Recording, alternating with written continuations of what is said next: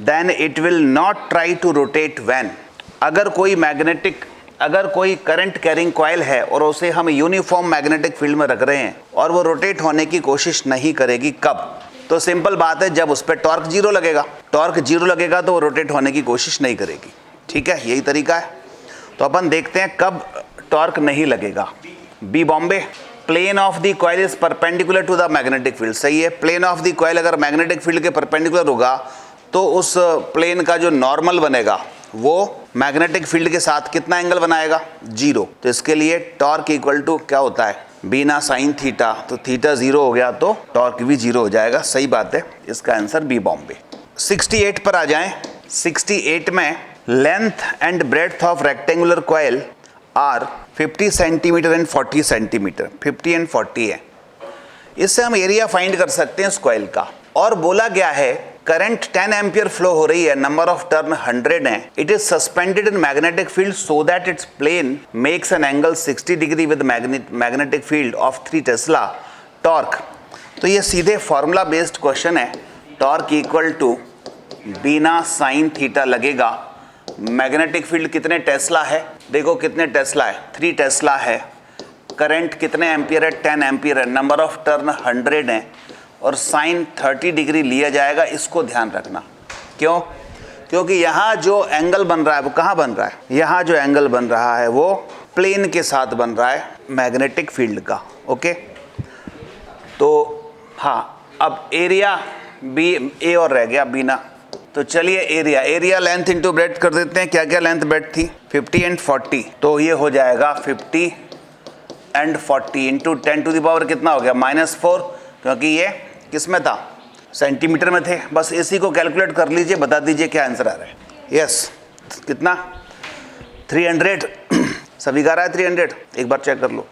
300 Newton metre. 300 Newton metre, सही है। 69 radius of circular coil. चलो जल्दी से खत्म करते हैं। एक और क्वेश्चन मिटा दूं इसको, साथ साथ करो आप लोग। जिसके पास बुकलेट नहीं है देख देख के करो इसमें से। चलो करिए। 69 करना आपको है, करोगे तो फायदा मिलेगा, मैं करूंगा तो मुझे फायदा मिलेगा। रेडियस ऑफ सर्कुलर कॉइल कितना है? 8 सेंटीमीटर। ये रेडियस हो गई, ठीक है ना। नंबर ऑफ टर्न ये 30 हो गए and flowing current is 6 ampere. ठीक बात है। Suspended in a magnetic field of 1 tesla. B equal to 1 tesla है। एंड नॉर्मल ऑफ मेकिंग, अब यहाँ देखना, normal of coil making an angle 60 degree. अब 30 नहीं लेना, क्योंकि यहाँ ऑलरेडी नॉर्मल ही किससे एंगल बना रहा है? मैग्नेटिक फील्ड के साथ एंगल बना रहा है, वही तो चाहिए होता है। तो टॉर्क इक्वल टू क्या हुआ बोलो? बीना साइन थीटा। मैग्नेटिक फील्ड बोलो कितनी है? 1 Tesla. Current 6 ampere. Number of turn 30। Area, इसमें अब रेडियस दी हुई है तो एरिया कौन सा होगा? एरिया पाई आर स्क्वायर होगा, क्योंकि सर्कुलर प्लेट्स होगी, सर्कुलर कॉइल है। पाई आर स्क्वायर। पाई कितना हो गया? 3.14। आर कितना है? 8। 10 टू द पावर -2 का स्क्वायर कर दीजिए, ठीक है। और क्या बचा? Sine theta. Sine 60 degree √3/2। चलो सॉल्व करो इसको, कितना आ रहा है? करिए सभी, कितना आ रहा है? कितना आया? कितना? 32.06। 10 टू द पावर, चलो ठीक है, 32.06 आ रहा है। बोलो कितना आ रहा है? करो। 24 इंटू 3 इंटू 9। 3.14 को लगभग 3 भी मान सकते हैं, अप्रॉक्स करना हो तो। 0.367, 0.36। इसको चेक कर लो जरा, 0.36 है क्या? चलिए कर लेना जो भी आए। चलो 70 देखो। A coil of 20 into 10 20 square area, centimetre square area, having number of turn are 100, current 1 ampere है। It is placed in uniform magnetic field of 0.5 tesla and direction of magnetic field is along the plane of coil, then torque. अब यहाँ पर ये बात क्या बोल रहा है? एंगल क्या लिया जाएगा बताओ इसमें? लास्ट वाली लाइन पढ़ के बता दीजिए क्या एंगल लिया जाएगा? 90 डिग्री, क्योंकि direction of magnetic field is along the plane of torque. यानी जिस डायरेक्शन में प्लेन है उसी डायरेक्शन में मैग्नेटिक फील्ड है, तो प्लेन का नॉर्मल से एंगल होता है तो 90 डिग्री बनेगा, ठीक है। चलिए फिर तो बड़ा सिंपल सा क्वेश्चन हो गया, केवल यही इसमें सोचना था कि एंगल क्या बनेगा। तो टॉर्क निकाला जा सकता है, कैलकुलेशन आप लोग करिए। साइन 91 हो गया। बी इसमें 1.5 टेस्ला है, करंट इसमें 1 एम्पियर है, नंबर ऑफ टर्न आप देखेंगे 100 हैं, और एरिया ये 400 स्क्वायर सेंटीमीटर स्क्वायर मीटर में कन्वर्ट कर लो। चलो सॉल्व कर लो। 2 इंटू कितना आया बोलो, ओनली 2 आ रहा है, -4 है ना ये, तो ये और 2 तो काट ही दो, बस 2 आ गया, 2 newton meter. Next is 71, resistance of volt meter. देखो बड़ा आसान question, resistance of volt meter 25 into 10⁻6 ohm, it is connected across resistance R ohm measures 100 volt. If an ammeter is connected in series with this combination, it measures 5 ampere. Then value of R ये कितना है? इसका diagram बना लो आप, बड़ा simple सा है। वो कह रहा है रेजिस्टेंस है एक वोल्ट मीटर का रेजिस्टेंस, ये वोल्ट मीटर है, आर भी मान लेता हूँ, आर भी दिया है 25 10⁻6 ओम, ठीक है। इसको हमने it is connected across resistance R, अच्छा इसके रेजिस्टेंस के अक्रॉस इस वोल्ट मीटर को कनेक्ट किया है, तो बताइए सीरीज में कनेक्ट किया गया होगा या पैरेलल में? पैरेलल में, क्योंकि वोल्ट मीटर से जब वोल्टेज मेजर करते हैं तो पैरेलल में ही हम इसको अप्लाई करते हैं, और अक्रॉस रेजिस्टेंस दिया है, इसका मतलब कहीं पैरेलल कॉम्बिनेशन की बात कर रहा है। तो उसने कहा कि ये 100 वोल्ट मेजर करता है, ठीक है, ये वोल्ट मीटर की रीडिंग 100 हो गई। If an ammeter is connected in series with this combination, और इस कॉम्बिनेशन के साथ अगर एक एमीटर सीरीज में लगा दें, ये एमीटर सीरीज में लग गया, तो ये जो एमीटर है वो 5 एम्पियर करंट देता है, तो इधर से एंटर करने वाली करंट भी 5 एम्पियर होगी और ये निकलने वाली भी 5 एम्पियर ही होगी। तो बताना है इस आर की वैल्यू क्या होगी। अब अगर कर सकते हो तो बताओ। यस, डायग्राम मैंने बना दिया। थोड़ी सी हिंट मैं दे सकता हूँ, ये जो वोल्ट मीटर है इसमें 100 वोल्ट दिया हुआ है, रेजिस्टेंस दिया हुआ है, तो अगर इस वोल्ट मीटर में जाने वाली करंट पता चल जाए तो आर में भी जाने वाली करंट पता चल जाएगी। बस फिर आर के लिए V = IR लगा देना तो आर आ जाएगा। करो आप। यस, देखिए अगर इसमें जाने वाली करंट अगर मैं निकालना चाहूँ कि इसमें कितनी करंट जा रही है, ये चाहिए मुझे, I1 मान लेता हूँ इसको, तो सिंपल V = IR लगा लो, ठीक है। R कौन सा? RV, इस वोल्ट मीटर के लिए लगा रहा हूँ। V कितना है? 100, I1 निकालना है, RV इसका वोल्ट कितना है? 25 10⁻6, तो ये हमारे पास I1 निकल के आ जाता है, ये 100 डिवाइड बाय 25 10⁻6, ये काट दीजिए, 24 ये आ गया। I1 = 4 × 10⁻6, मतलब 4 माइक्रो एम्पियर करंट आ गई। अब इसमें अगर 4 माइक्रो एम्पियर है तो रेजिस्टेंस में कितनी जाएगी? नीचे वाले में 5 में से माइनस कर लो, ठीक है ना, कर लेते हैं। इसमें करंट जाएगी I - I1, क्योंकि इसको I मान रहा हूँ, तो इसमें करंट गई I - I1, फिर सीधे तो कितनी, इसको I2 मान लूँ, चलो I2 = I - I1, I है कितना? 5 एम्पियर, I1 कितना? 4 × 10⁻6, ठीक है। इसको सॉल्व करने का तरीका है 10⁻6 से ऊपर नीचे मल्टीप्लाई कर लो, क्योंकि पावर सेम होना चाहिए तब माइनस कर सकते हो। 10⁻6 डिवाइड बाय 10⁻6, तो ये देखो 5 इंटू कितने हो गए? 5 के बाद 6 0 हो गए, ये 1 2 3 4 5 6, ठीक है। 10⁻6 -4 इंटू 10⁻6। अब इतने बड़े नंबर में से 4 माइनस करना है, तो लगभग यही बचेगा। अप्रॉक्स अगर निकालना हो तो अप्रॉक्स यही बचेगा, क्योंकि ये बहुत बहुत कम है, ठीक है। इतने माइक्रो में से 4 माइक्रो माइनस करने, 1 2 3 4 5 6, ठीक है, तो यही बचेगा, इतना ही माइक्रो, तो लगभग 5 माइक्रो ही बच रही है, ठीक है। फिर भी अगर निकालना हो तो आप थोड़ा कैलकुलेट कर लीजिए, और फिर V = क्या लगा लो इसमें? IR। V 100 हो जाएगा, I इसकी करंट आ जाएगी, और इस R की वैल्यू अपने को निकालनी है, ठीक है।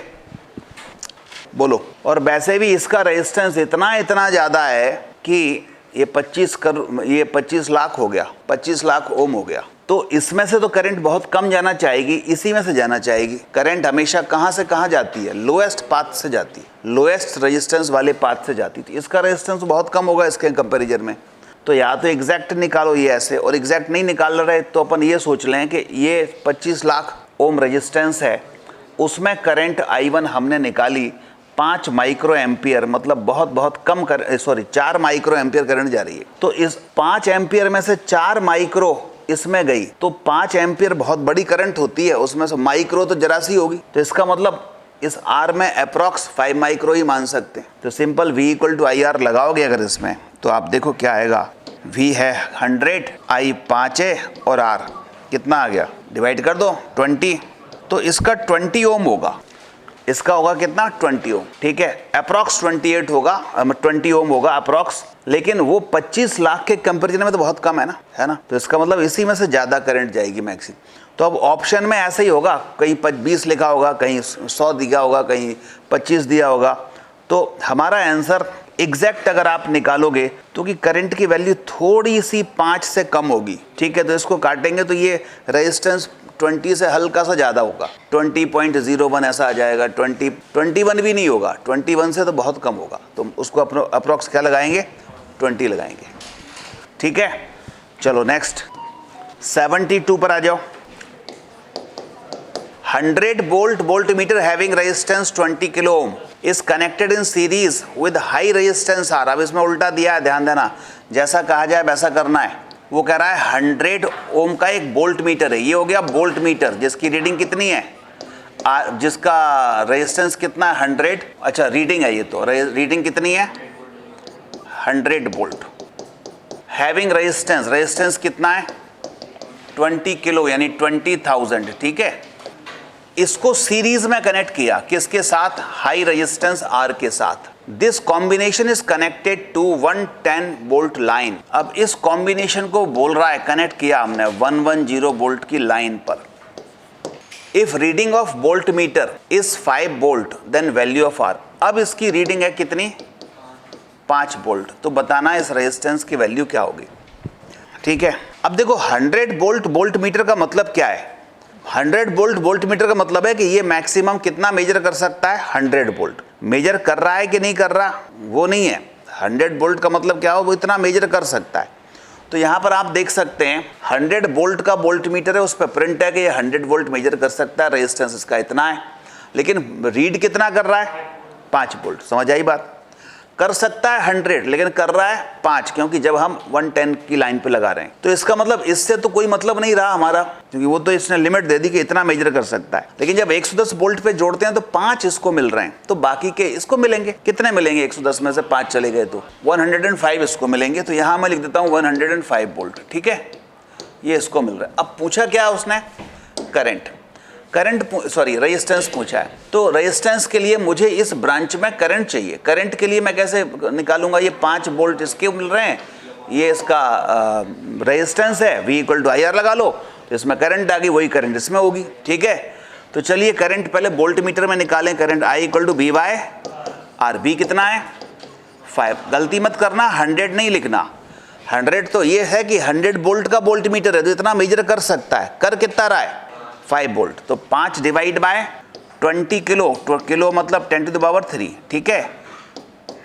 तो ये आपके पास 1000 डिवाइड बाय कितना आ गया 4, काट दो, कितना आ गया,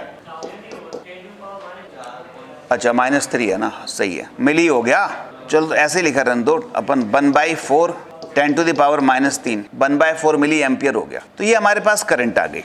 अब ये करंट इसमें जाएगी आर में, कितना आएगा, V = IR, फिर लगा दो, तो V कितना है, अब इसमें 105 है, करंट 1/4 10⁻³ इसको अगर मैं नीचे लिखा रहने दूँ तो फिर वो ज़्यादा अच्छा है, क्योंकि यहाँ मल्टीप्लाई करना पड़ेगा ना, इंटू आर, बस हो गया आंसर। R = 105 × 4 × 10⁻³ सॉल्व कर लो, ठीक है। नेक्स्ट क्वेश्चन है 73, बताइए क्या होगा। 2 वायर हैं suspended freely, first they are connected in parallel with battery, तो सेम डायरेक्शन में करंट होगी, तो क्या करेंगे वो सेम डायरेक्शन में अट्रैक्ट करेंगे। फिर सीरीज में करेंगे तो सीरीज में अपोजिट डायरेक्शन में करंट होती है, तो फिर वो रिपेल करेंगे। तो फर्स्ट केस में अट्रैक्ट करेंगे, सेकंड में रिपेल करेंगे, ये आंसर हो जाएगा। क्या ये बात समझ आई, पैरेलल में कैसे सेम डायरेक्शन में करंट होगी, समझ आई।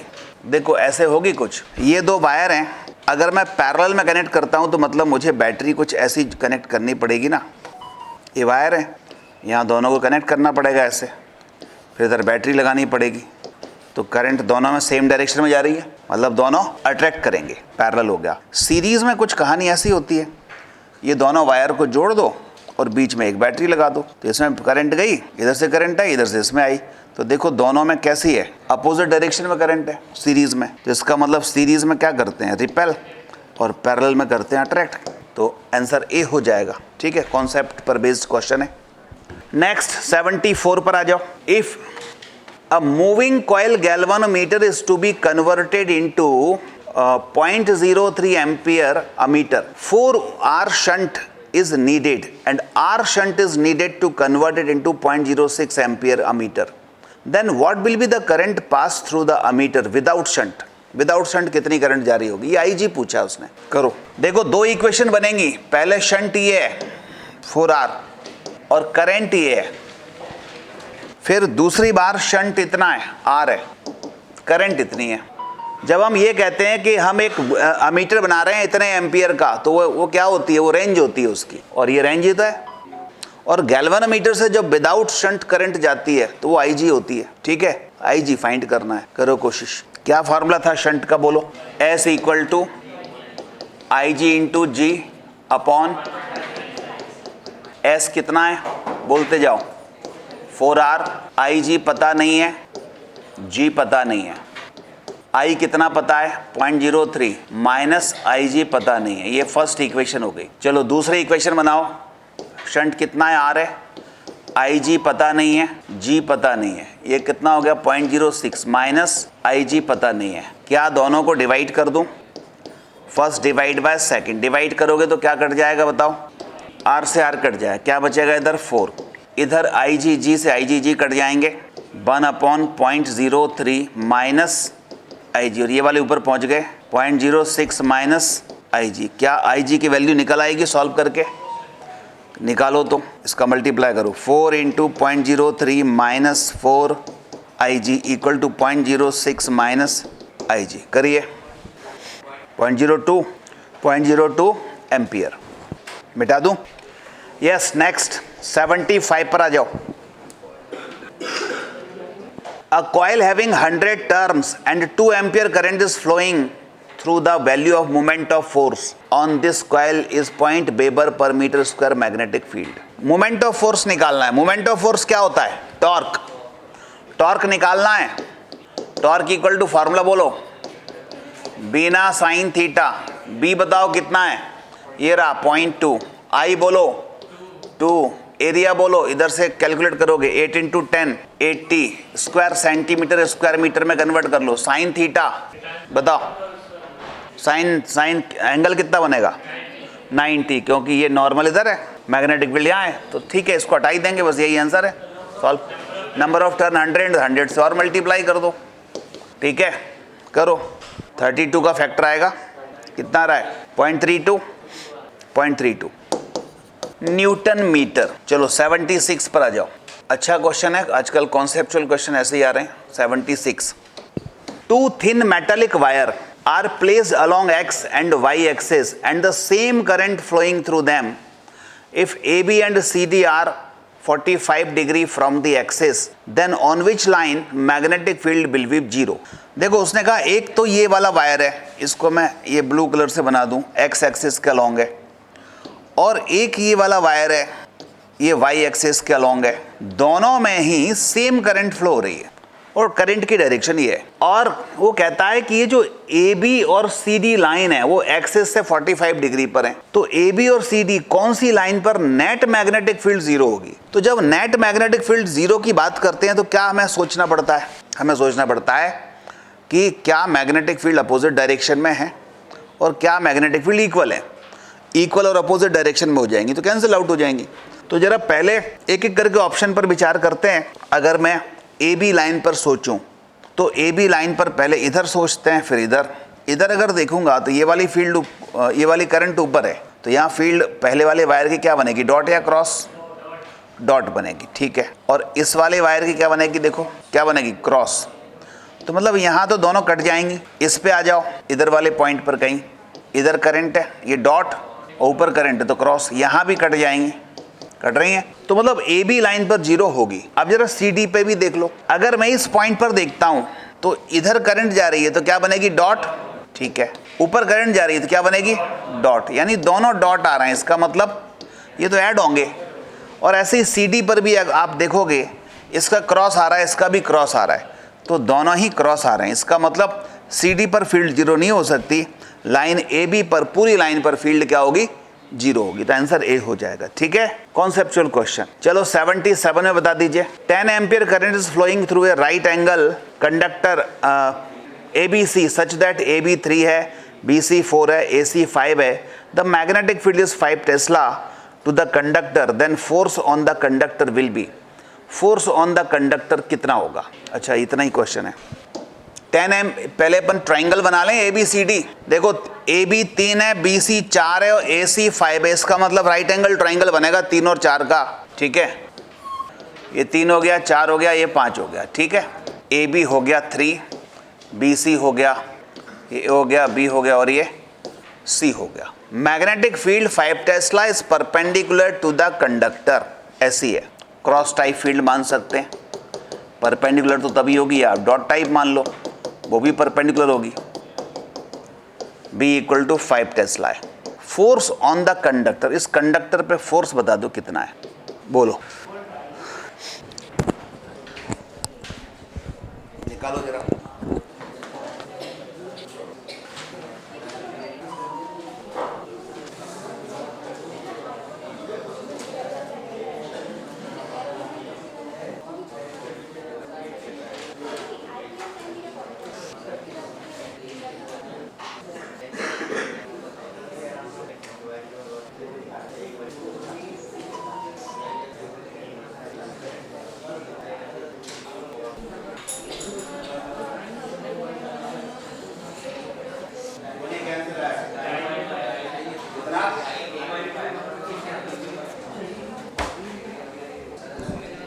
बोलो 2.5 गलत है, बोलो इसका आंसर लिखो 0। चलो अब देखो क्यों 0।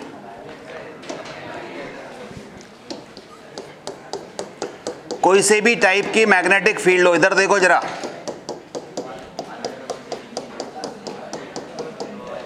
कोई से भी टाइप की मैग्नेटिक फील्ड हो, क्रॉस टाइप या डॉट टाइप या किसी भी डायरेक्शन में, अगर हम किसी ऐसे टेढ़े मेढ़े वायर की बात करते हैं और इसमें करंट फ्लो हो रही है, और जब मैं कहता हूं इस पे फोर्स बताओ, तो फोर्स F इक्वल टू आप लेते हो BIL साइन थीटा। तो जो लेंथ ली जाती है ना, ये लेंथ, ये L equal to effective length होती है। इफेक्टिव लेंथ का मतलब है कि अगर सीधा वायर है तो लेंथ निकाल ही लोगे, लेकिन अगर कोई टेढ़ा मेढ़ा वायर है तो कौन सी लेंथ निकाले?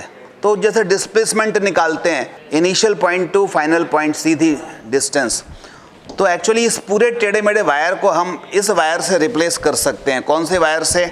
कौन से वायर से बोलो? ये A पॉइंट है, ये B पॉइंट है, A और B को मिला दो तो इस वायर से रिप्लेस कर सकते हैं। तो ये हमारे काम की लेंथ है जो कि यहाँ रखी जाएगी। ये टेढ़े मेढ़े वायर की लेंथ कुछ भी हो, हमारा लेंथ तो, हमारे वायर की लेंथ तो ये होगी। ठीक है, L इफेक्टिव।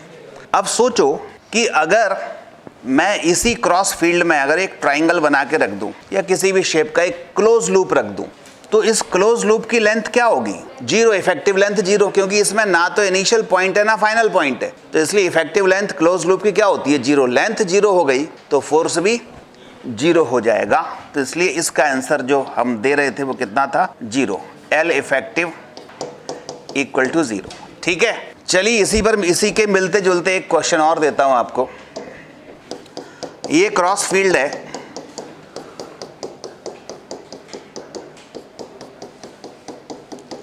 और उसमें एक ऐसा वायर रखा हुआ है R रेडियस का, करंट ऐसे राइट साइड फ्लो हो रही है। बताइए कि इसमें फोर्स की डायरेक्शन क्या होगी और कितना फोर्स लगेगा? कितना फोर्स लगेगा और कितने, और उसकी डायरेक्शन क्या होगी? तो अगर आप फोर्स की बात करते हैं तो BIL साइन थीटा होता है।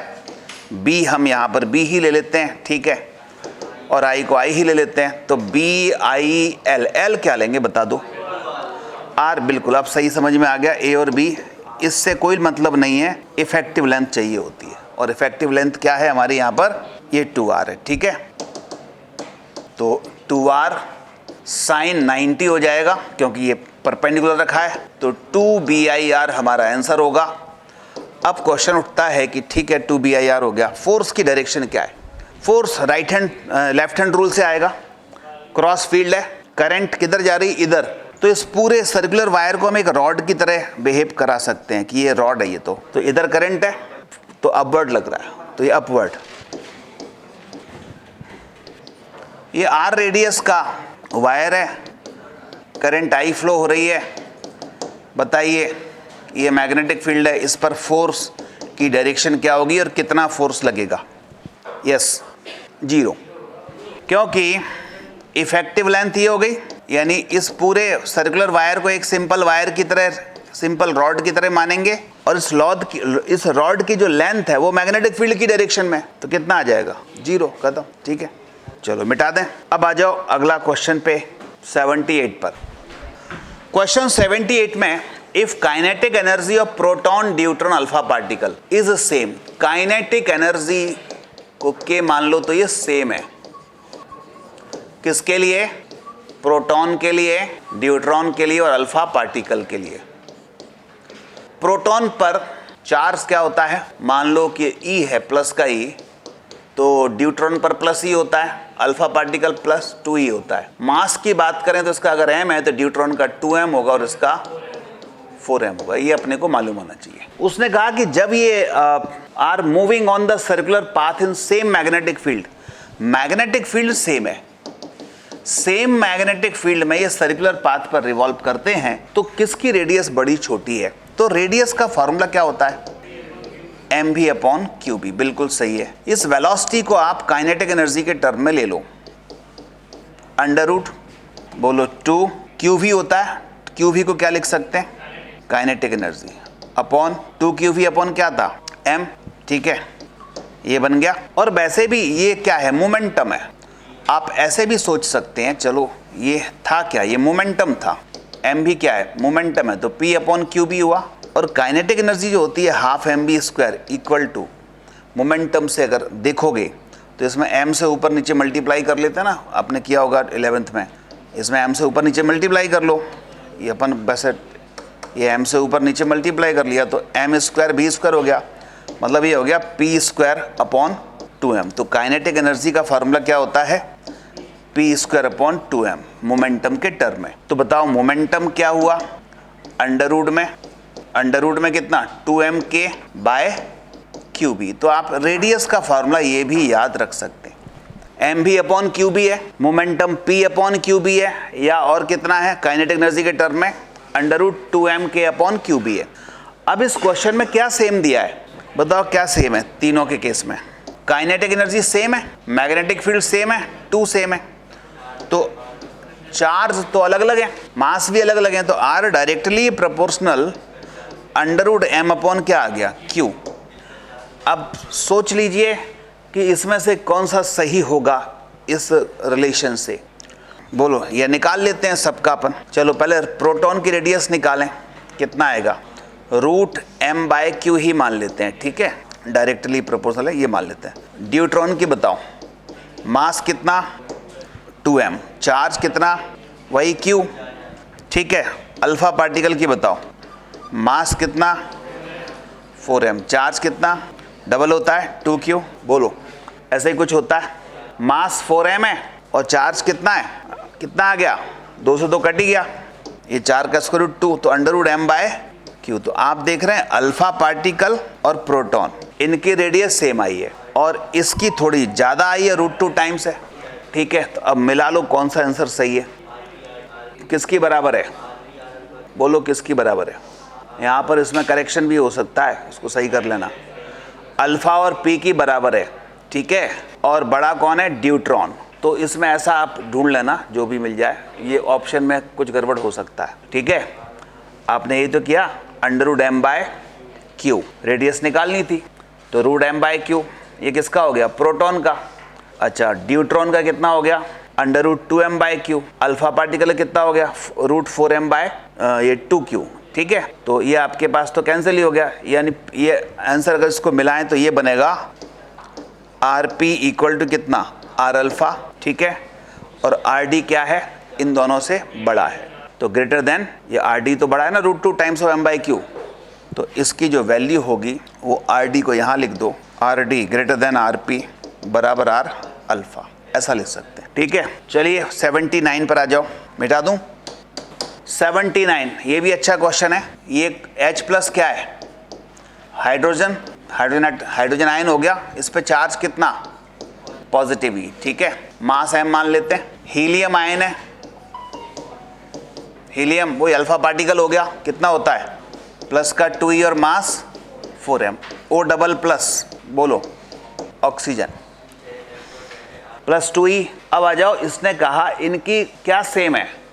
काइनेटिक एनर्जी सेम है, वही क्वेश्चन हो गया, काइनेटिक एनर्जी सेम है। तो और इनके अच्छा मास इस क्वेश्चन में ही दिए हुए हैं, 1 AMU 4 AMU और ये कितना हो गया? 16 m कर देता हूँ, ठीक है। और चार्ज प्लस 2e हो जाएगा। और बताना है कि बताइए कि इसी काइनेटिक एनर्जी अगर सेम है तो इनमें से कौन सा सही है? इसमें भी करेक्शन होगा। कितना? 2 आयन है ना। हीलियम पे नहीं, वो हीलियम 2He4 होता है ना, 2He4 नहीं होता, हीलियम पे 2He4 होता है। अब जरा यहाँ पर बताओ काइनेटिक एनर्जी का ये फार्मूला बताओ पहले। रेडियस का कौन डिफ्लेक्ट ज्यादा होगा, इसको कैसे डिसाइड करेंगे? जिसकी रेडियस कम होगी, रेडियस कम है वो ज्यादा डिफ्लेक्ट होगा, रेडियस ज्यादा है वो थोड़ा कम डिफ्लेक्ट होगा। तो अब R इक्वल टू फार्मूला ये लगाओ, √2m के बाय कितना? QB। करो कोशिश, ऑनलाइन वालों से पूछूं क्या कर रहे हैं।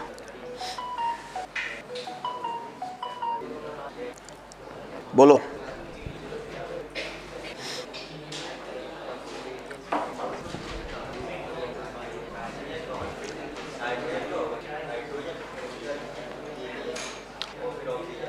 हाइड्रोजन सबसे ज़्यादा डिफ्लेक्ट होगा। हाइड्रोजन देखिए काइनेटिक एनर्जी सेम है, B√2 ये हट गया, तो R डायरेक्टली प्रोपोर्शनल √m/q, ठीक है। अब m देख लो, पहले तो हाइड्रोजन के लिए बना लो, हाइड्रोजन के लिए तो E/m ही आ जाएगा, ये आ जाएगा आपका √m/e, ठीक है। इसके लिए अगर देखें और इसके लिए देखें तो कितना आ रहा है? सेम आ रहा है, तो इसका मतलब नहीं सेम तो आ रहा है, लेकिन इससे कैसा आ रहा है? इससे तो ज़्यादा आ रहा है। अब देखो ये हो गया आपके पास हाइड्रोजन का।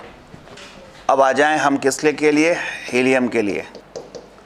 √m, m कितना है? 4m है, हाँ इन दोनों का सेम आ रहा है, सही है, 2e ये आ रहा है, तो ये √m/, ये भी √m/e आ गया। अब आ जाओ रेडियस किसकी निकालना है अपने को? इसकी निकालना है, ऑक्सीजन की। तो √ कितना है? 16m/2 है, तो ये कितनी आ गई? 2 टाइम्स ऑफ m/e। तो इसके हिसाब से जो अपने को दिया है वो इसकी तो दोनों की बराबर आ रही है। किसकी? हाइड्रोजन की और ऑक्सीजन, हाइड्रोजन और हीलियम की बराबर आ रही है। इसमें देखो हाइड्रोजन और हीलियम की बराबर है, कहीं C में है, और इसकी जो है ज़्यादा आ रही है, ठीक है। ये लगाओ। अब इसमें क्या होता है, आयंस को बदल सकते हैं कई जगह पर, हीलियम He+, O++ ये सब बदले हुए हैं, तो बदल करके आए तो उसके मास अपन उसके हिसाब से लिखेंगे और चार्ज भी उसी हिसाब से जो लिखा होगा वो दिखेंगे, ठीक है। अब आ जाओ 80। A conducting loop carrying a current I is placed in a uniform magnetic field pointing into plane of paper as shown in figure. Loop will have tendency to. अब जरा इस पे नेट फोर्स बताओ कितना होगा? इस पे भी 0, ठीक है। एक कंडक्टिंग लूप है, करंट I फ्लो हो रही, यूनिफॉर्म मैग्नेटिक फील्ड में रख दिया है कैसे भी, तो इसमें प्रिंट होगी कि क्रॉस टाइप में लिखा है या डॉट टाइप में, यहाँ प्रिंट नहीं है। तो देखिए वैसे तो नेट फोर्स 0 है, लेकिन अगर ये क्रॉस टाइप फील्ड है और ऐसी करंट की डायरेक्शन है तो फोर्स किधर बनेगा? देखो राइट हैंड, ये लेफ्ट हैंड रूल से देखें तो क्रॉस फील्ड है, करंट इधर जा रही है तो इधर लगेगा, फोर्स इस पे यहाँ लगेगा, इधर देखेंगे तो यहाँ लगेगा, इधर यहाँ लगेगा, यहाँ इधर लगेगा, इधर यहाँ लगेगा, यहाँ इधर। तो इसलिए सारे फोर्स एक दूसरे को क्या करेंगे? कैंसिल कर देंगे, नेट फोर्स क्या आ जाएगा? 0। लेकिन नेट फोर्स 0 होने के बावजूद भी ये कैसा कॉन्ट्रैक्ट होगा कि एक्सपेंड होगा? एक्सपेंड होगा, क्योंकि सारे फोर्स उसको इधर खींच रहे हैं बाहर की तरफ। तो वो जो बाहर की तरफ उसको पुल कर रहे हैं, बाहर की तरफ खींच रहे हैं, इसको बोलते हैं tension force. Tension actually material के मॉलिक्यूल के बीच में लगता है, ठीक है ना, तो वो इंटरनल फोर्स होता है। तो वो इंटरनल फोर्स जो है उसके कारण इसमें क्या आएगा? एक्सटेंशन आएगा। लेकिन बाहर से देखने पर नेट फोर्स क्या होगा? 0। तो ऐसा नहीं कि नेट फोर्स 0 है तो ना ये एक्सपेंड होगा ना ही कॉन्ट्रैक्ट होगा। इसके अंदर जो टेंशन प्रोड्यूस हो रहा है उसके कारण इसमें एक्सपेंशन आएगा, तो बी आंसर लगाएंगे। ठीक है, टेंशन और नेट फोर्स अगर समझना हो तो सिंपल सा तरीका है, एक पर्सन को बीच में खड़ा कर दो, एक पहलवान को बोलो कि उसका बायां हाथ जो है 100 न्यूटन के बल फोर्स से खींचे, और एक उतने ही बड़ा पहलवान उसके राइट हैंड को खींचे 100 न्यूटन से ही, तो नेट फोर्स कितना हो गया? 0। अब अपन उससे पूछो कि नेट फोर्स 0 है कि नहीं है, तो वो जो बताएगा कितना फोर्स वो फील कर रहा है वो है टेंशन, और हम जो बाहर से देख के उसको बता रहे हैं कि नेट फोर्स 0 है, तो वही कहानियाँ हैं कि इसके पार्टिकल के बीच में तो फोर्स लग रहा होगा, वो जो है टेंशन है, उसके कारण इस पर एक्सपेंशन आ रहा है। ठीक है, इसी से मिलता जुलता एक क्वेश्चन मैं आपको साथ साथ करा देता हूँ। देखो, लिखो इसमें एग्जाम, एक सर्कल है, सर्कुलर वायर है, इसमें करंट फ्लो रही आई, और इसको हमने सपोज क्रॉस फील्ड में रख दिया है। क्वेश्चन ये है कि नेट फोर्स कितना है इस पे बोलो, नेट फोर्स कितना है? 0। अब क्वेश्चन है कि इसमें कितना टेंशन है, वो टेंशन कितना है? नेट फोर्स तो 0 है, पक्की बात है, लेकिन इसमें अगर टेंशन पूछे तो कितना है? एक बार नीट में मेडिकल एंट्रेंस में पूछ चुके हैं, हाँ RBI, बिल्कुल, देखो इसको याद है लास्ट ईयर का। तो टेंशन जो है ऐसे निकलता है, नेट, इस वायर को पहले क्या करो, स्ट्रेट वायर मान लो, एक सिंपल सी ट्रिक बता रहा हूँ, इफ इस वायर को क्या मान लो, स्ट्रेट वायर, तो net force on straight wire, straight wire, ये अज्यूम किया है स्ट्रेट वायर है, ठीक है, डिवाइड बाय 2 पाई, बस यही होता है। और फिजिक्स में 3 जगह पर टेंशन आएगा, एक यहाँ पर आ गया, एक आपका इलेक्ट्रोस्टैटिक्स में आता है, और एक जो है आता है यही टेंशन इलास्टिसिटी वाले चैप्टर में। ठीक है, तो T इक्वल टू, सोचो जरा इसको, अगर मैं नेट स्ट्रेट वायर मान लूँ इस पे, तो सीधा तार की लेंथ कितनी हो जाएगी? 2πr। तो उस 2πr पे फोर्स कितना लगेगा BIL से?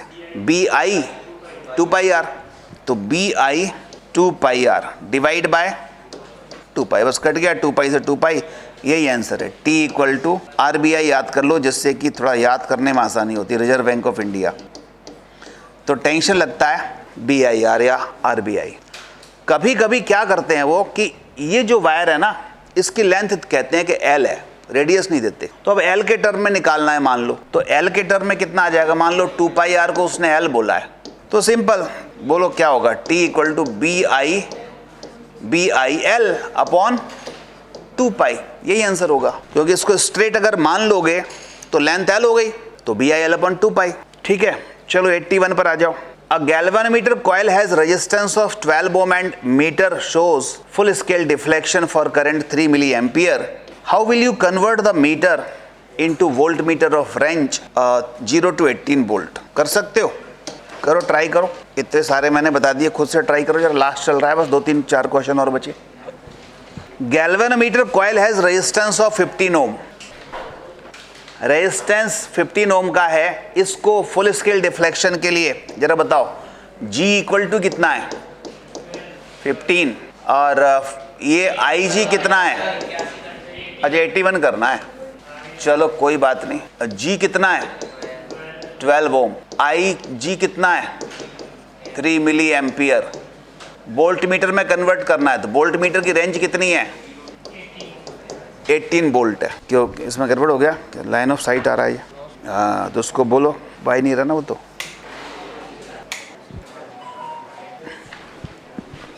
चलिए वोल्ट मीटर कितना? 18 वोल्ट है, रेंज हो गई ना ये। अब निकालना क्या है बोलो, how will you convert it in volt meter, मतलब रेजिस्टेंस निकालना है। वोल्ट मीटर में कन्वर्ट करने के लिए क्या करते हैं? हाई वोल्टेज का हाई रेजिस्टेंस सीरीज में लगाते हैं, तो R निकालना है, सीधा फार्मूला बेस्ड क्वेश्चन हो गया। बोलो R इक्वल टू क्या फार्मूला था? V upon IG minus G। V कितना? 18, IG कितना है? 3 milli ampere, 10 to the power -3, G कितना? 12, तो इस काट दो, 6000 माइनस 12, यही आंसर है। ठीक है, कितना आया? 5988। क्वेश्चन 82 बिल्कुल ऐसा ही है। अब हमें इसको एमीटर में कन्वर्ट करना है, लेकिन तो फार्मूला क्या लगेगा?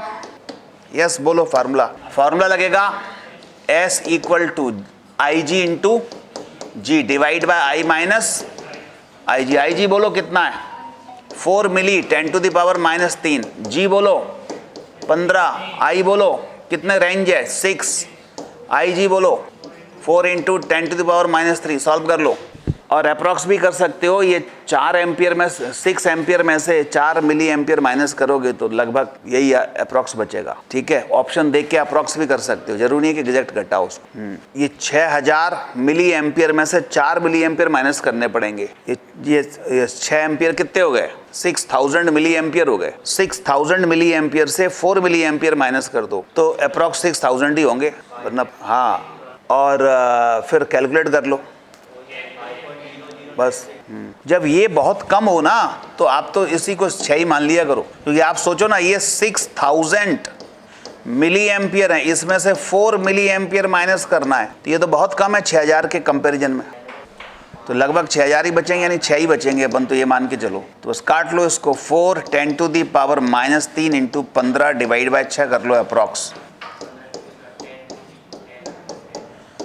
10 -3 है, 10⁻³ ओम, यानी लगभग 10 मिली ओम। ठीक है, 83 बोलो, 83 का क्या है?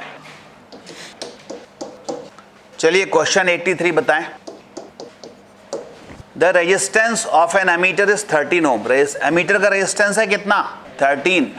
It's scale is graduated for a current up to 100 ampere, मतलब 100 एम्पियर तक ये मेजर कर सकता है। After an additional shunt has been connected to this ammeter it become possible to measure current up to 750 ampere by this ammeter. The value of shunt की value क्या होगी? करो।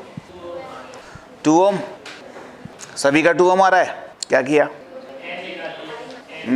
हाँ, रेंज बढ़ा दी, 100 से 750 बढ़ा दी, मतलब n निकाल लो कितनी गुनी बढ़ गई। फिर S = G/n-1 कर दो, यही किया है। वो भी कर सकते हैं, बना तो ये वाला उसी से।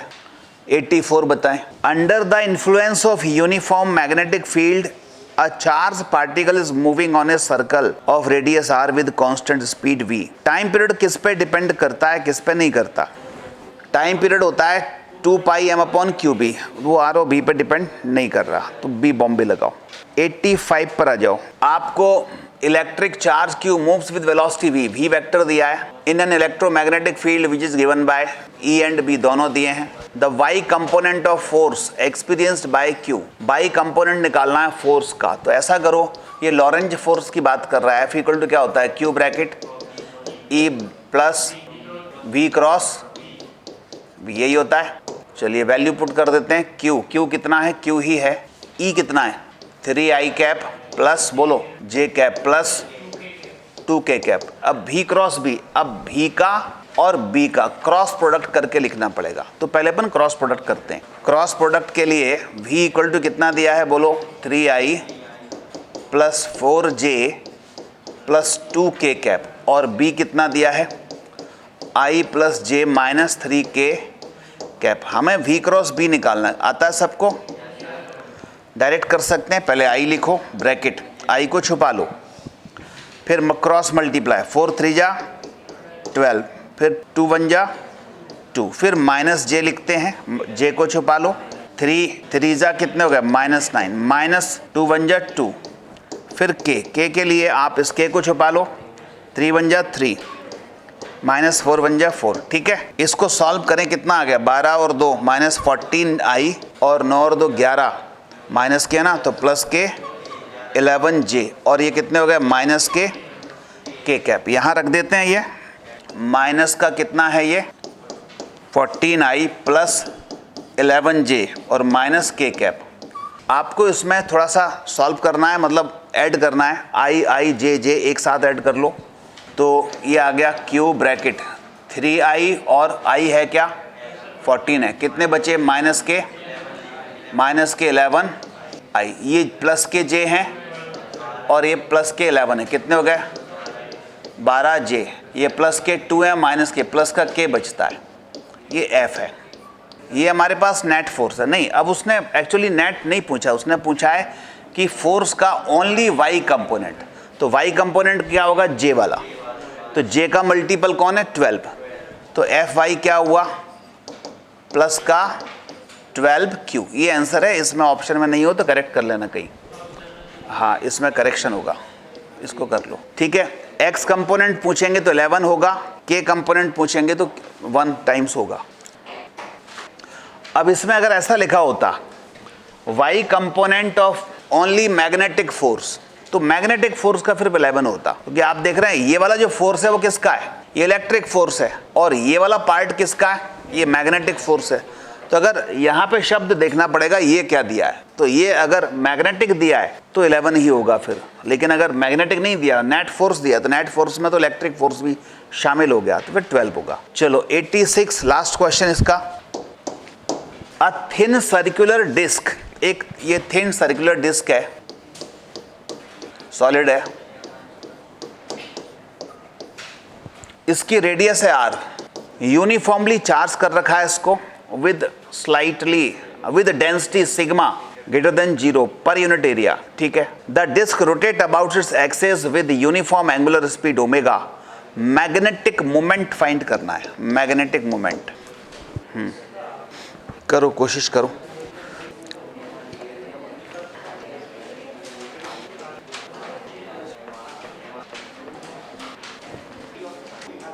इसका एक फॉर्मूला बताता हूं मैं आपको।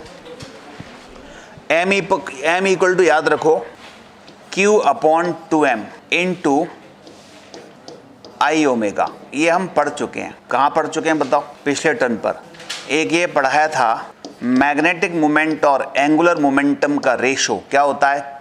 कोई भी जब पार्टिकल घूमता है, कोई भी बॉडी पार्टिकल घूमे तो m/j कितना होता था, q अपॉन 2m। बस इसी से कर सकते हैं, तो m निकालना है ना, तो q upon 2m into j होता है आई ओमेगा, जे एंगुलर मोमेंटम, इसको हम आई ओमेगा कर सकते हैं, तो आई ओमेगा, ठीक है।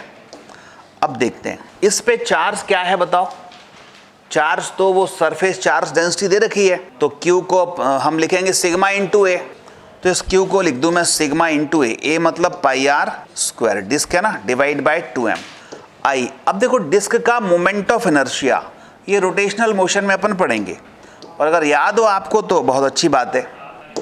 क्या होता है बताओ, हाफ एम आर स्क्वायर, इस एक्सिस के अबाउट होता है हाफ एम आर स्क्वायर, तो आई हो जाएगा हाफ एम आर स्क्वायर। बस हो गया हमारा काम, यही आंसर है। काट पीट दो जो कट रहे हो, m से m कट ही जाएगा, और मिला लो। अब इसमें आंसर कोई दिख रहा है क्या, 1/4 आएगा, तो 1/4 से समझ में आ गया यही आएगा, पाई आर की पावर 4 सिग्मा ओमेगा, ठीक है, ठीक है। अब जरूरी नहीं है कि ये डिस्क आ जाए, डिस्क के शेप बदल सकता है, वो कोई और शेप दे सकता है। मान लो स्फीयर घूम रहा है, मान लीजिए एक रॉड घूम रही है, मान लो कोई रिंग घूम रही है, तो केवल बदलेगा क्या, ये आई मोमेंट ऑफ इनर्शिया बदलेगा। रिंग के केस में एम आर स्क्वायर होता है, डिस्क के केस में जैसे हाफ एम आर स्क्वायर था, स्फीयर के केस में 2/5 एम आर स्क्वायर होगा अगर सॉलिड होगा तो, और हॉलो होगा तो 2/3 एम आर स्क्वायर होगा। बस ये आई बदलेगा।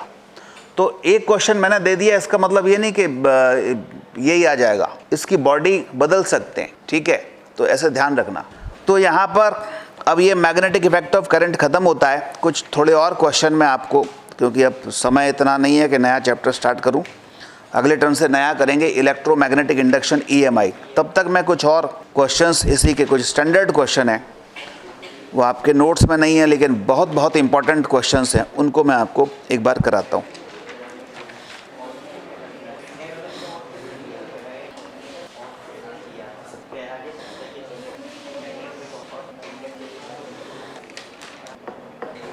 मिटा दूं। पहला क्वेश्चन, ये आर रेडियस का एक सिलेंडर है और उसमें कुछ करंट जा रही है सॉलिड पार्ट में, और ये जो है ये सिलेंडर सॉलिड है,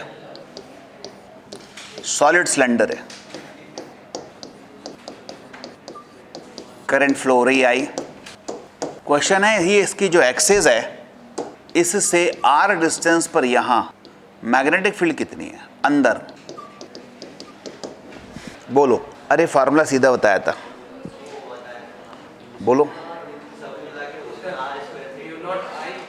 म्यू नॉट आई, सरफेस की निकाल लो पहले। म्यू नॉट आई अपन क्या होती है, 2πr सरफेस की होती है। फिर मैंने बताया था सरफेस की निकाल के इसमें कितने से मल्टीप्लाई करते हैं, small r by capital R से। तो बस small r by capital R से मल्टीप्लाई करो, ये तुरंत याद आना चाहिए। इतना वहाँ एग्जाम में याद दिलाने के लिए कौन आएगा, ठीक है। दूसरा क्वेश्चन, एक हॉलो पाइप है, उसका फ्रंट व्यू मैंने लिया है, ऐसा होलो पाइप है, ये रेडियस R1 है, R2 है। इसके कुछ पॉइंट बना रहा हूँ, ये है A पॉइंट, ये है B पॉइंट, ये है C पॉइंट, ये O पॉइंट है। O से A तक डिस्टेंस है X, O से B तक डिस्टेंस है सपोज Y, O से C तक डिस्टेंस है सपोज Z। क्वेश्चन है magnetic field at A, magnetic field at B, magnetic field at C कितना होगा बोलो। It is hollow pipe, hollow pipe है तो ये इतना पोर्शन तो ये थिक है, R1 R2 है ना, हॉलो पाइप। यस, अगर मैं A पॉइंट पर मैग्नेटिक फील्ड निकालना चाहता हूँ, A पॉइंट पर, तो इसके अंदर है, एम्पियर लॉ लगाओगे तो A पॉइंट के अंदर मैं O से A तक का एक सर्कल बनाऊंगा, लूप बनाऊंगा। इस लूप के अंदर अगर करंट होगी तो मैग्नेटिक फील्ड बनेगी, इस लूप के अंदर करंट नहीं है तो मैग्नेटिक फील्ड नहीं बनेगी। तो बताओ A पॉइंट पर कितनी फील्ड आएगी? 0, क्योंकि इस लूप के अंदर करंट ही नहीं है। तो A पॉइंट पर तो मैग्नेटिक फील्ड हुई 0। अब अगर मैं B पॉइंट पर निकालना चाहता हूं मैग्नेटिक फील्ड एट B, इसके लिए फिर से वही लूप बना लेते हैं अपन जो हम एम्पियरन लूप समझते हैं। बड़ा कर दूं इसको थोड़ा, तो मुझे B रेडियस का, O से B रेडियस का एक लूप बनाना पड़ेगा, ठीक है। और अब हम इसमें एम्पियरन लूप बना के और एम्पियर लॉ लगा देते हैं। एम्पियर लॉ क्या कहता है? इंटीग्रल B वो जो निकालना है dot dl equal to mu naught I कौन सी? इस एम्पियरन लूप के अंदर वाली करंट। इस लूप के अंदर करंट मान लो I डैश है, इसको सॉल्व करोगे तो B into dl, integral dl का मतलब होता है 2πr, तो वो 2πr किसका? लूप का। तो इसमें लूप का 2πr कितना होगा? लूप की रेडियस कितनी है? y मानिए ना यहाँ OB, तो B इंटू क्या आ जाएगा? 2π/, म्यू नॉट I डैश कैसे निकलेगी? I तो ये जो मटेरियल है ना, ये जो इतना पार्ट है मटेरियल, इसमें जाने वाली करंट है ऊपर, हमें तो इतने पार्ट की करंट निकालनी है। इसको अगर मैं और डिफरेंट कलर से बना दूं, ये वाले पार्ट की करंट, तो इसके लिए हम लेते हैं यूनिट एरिया की करंट निकाल लो। पहले यूनिट एरिया की करंट निकाल के उस एरिया से मल्टीप्लाई कर दो जिस एरिया की करंट निकालनी है। करंट पर यूनिट एरिया क्या होता है? Net current divide by area. कौन सा? जिसमें करंट जा रही है।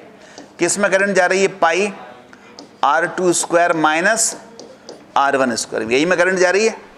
पाई R2 स्क्वायर माइनस ये वाला हॉलो पार्ट हटा दो, तो हॉलो पार्ट का एरिया क्या है? पाई R1 स्क्वायर है। और बड़े वाला पूरा सर्कल का एरिया क्या है? पाई R1 स्क्वायर है। ये वाला, अच्छा अंदर वाला बड़ा वाला R2 माना था ना, हाँ ठीक है। तो बड़े वाला क्या है? पाई R2 स्क्वायर, छोटा वाला पाई R1 स्क्वायर, वो माइनस कर देंगे। ये आ गई करंट पर यूनिट एरिया। लेकिन हमें किस एरिया की निकालनी है? हमें तो इसकी चाहिए। तो बताओ ये वाला एरिया कौन सा होगा? कितना होगा ये वाला, ये सॉलिड वाला?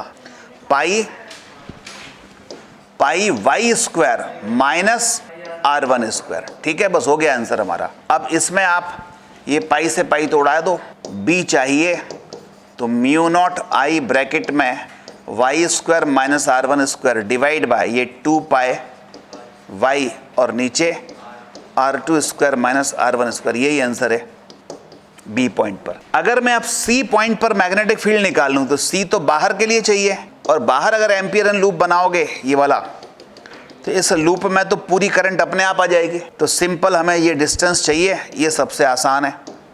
Mu naught I current total divide by 2π, यहाँ से यहाँ तक डिस्टेंस कितनी? Z, बस हो गया ये है, ठीक है। हो गया, मिटा दूं? चलो एक और देखें, मिटाऊं इसको?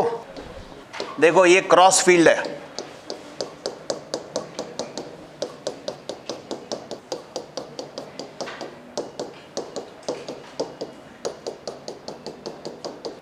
इधर से एक चार्ज पार्टिकल एंटर कर रहा है, मतलब इसके बाद फील्ड है, इधर फील्ड नहीं है। प्लस का क्यू चार्ज पार्टिकल इधर से एंटर किया v वेलोसिटी से। क्वेश्चन है कि ये जो है जब बाहर निकलेगा तो कितनी डिस्टेंस से बाहर निकलेगा, कितनी डिस्प्लेसमेंट कवर करके बाहर निकलेगा।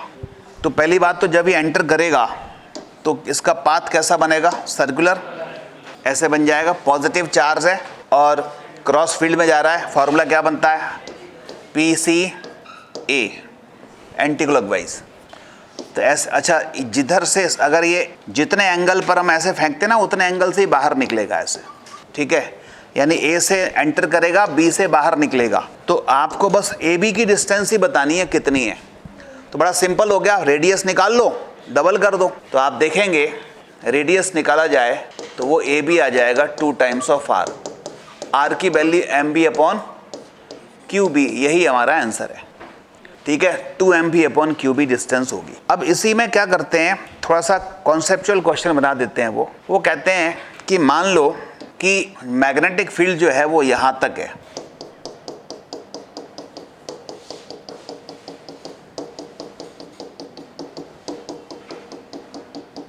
यहां तक, ठीक है, इतने एरिया में। यहां से आप एक चार्ज पार्टिकल को एंटर कर रहे हैं और ए पॉइंट है, ये बी पॉइंट है, ये दीवार है यहां पर कोई भी। तो ए से बी तक की जो डिस्टेंस है वो लेस है एम भी बाय क्यू बी। तो बताइए, या इक्वल दे दी उसने, मान लो एम भी अपॉन क्यू बी। तो बताइए ये जो क्यू चार्ज है वो इस वॉल से टकराएगा कि बिना टकराए ही सर्कल बना लेगा? हाँ, इसी ये दीवार नहीं है, ये वाली दीवार है ना जो अपन ऐसे बनाया, वो दीवार है, टकराएगा, सिंपल बात है। क्यों? क्योंकि इसकी ये v वेलोसिटी से चल रहा है, तो यहाँ से a से b तक जब वो बाहर निकलेगा तो कितनी चाहिए उसको डिस्टेंस? 2 एम भी अपॉन क्यू बी चाहिए। तो ये तो आधी डिस्टेंस पे ही है, इसको बाहर निकलने के लिए इतनी डिस्टेंस चाहिए। यहाँ से यहाँ तक अगर एम बी है तो इतनी और चाहिए, तब ये इधर बाहर से निकलेगा। तो इसका मतलब ये यहाँ टकरा जाएगा। समझ आई बात? बोलो, समझ में आया क्यों टकराएगा? क्योंकि इसको बाहर निकलने के लिए डिस्टेंस चाहिए 2 M B upon Q B. तो ये तो M B upon Q B इतनी है, इतनी और चाहिए, उसमें भी मैग्नेटिक फील्ड हो तब बाहर निकलेगा।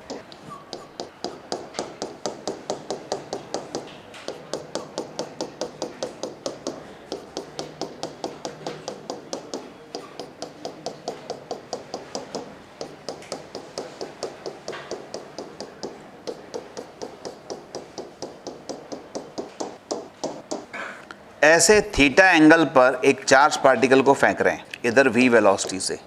ये थीटा है तो ये भी थीटा होगा। बोलो कैसे बाहर निकलेगा? जितना एंगल से हमने फेंका है उतने एंगल से ही बाहर निकलेगा, सर्कुलर आर्क बनाते हुए। कौन सी आर्क बनाते हुए? सर्कुलर आर्क, ऐसी बनेगी, ठीक है। और यहाँ भी एंगल थीटा ही होगा। सेंटर इसका बाहर बनेगा कि अंदर बनेगा? बाहर बनेगा, ठीक है। अभी आपको होमवर्क दे रहा हूँ, आपको बताना है कि ये कितनी देर तक इस मैग्नेटिक फील्ड के अंदर रहेगा। टाइम टेकन बाय, लिख लो, देखें कौन कौन करके लाता है। Time taken by particle to remain inside magnetic field. Time taken by particle to remain inside magnetic field. Time taken by particle to remain inside magnetic field, ठीक है। एक ये होमवर्क है, एक होमवर्क और है, बस इसी क्वेश्चन का एक और क्वेश्चन है, इसी क्वेश्चन जैसा बिल्कुल। ये कर लोगे तो वो भी आ जाएगा।